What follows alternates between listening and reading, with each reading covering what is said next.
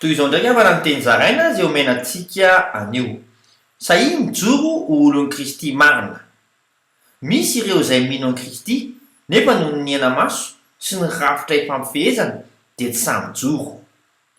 Tahaka ny voasoratra ao amin'ny Jaona 2:12 amin'ny anaran'i Jesosy hoe kanefa maro tamin'ny mpanapaka azy no nino azy, nefa noho ny fariseo dia tsy nanaiky ireo fandrao avoaka hiala amin'ny sinagoga.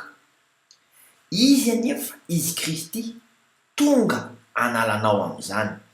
Araka ny voasoratra ao amin'ny filazantsara ny Jaona 2:12 amin'ny anaran'i Jesosy hoe izao tonga amin'izao tontolo izao ho fahazavana mba tsy toetra ao amin'ny maizina izay rehetra mino ahy.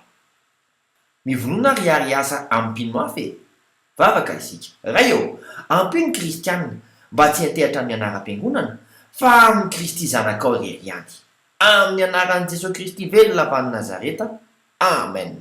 Mandra-piaona tompoko.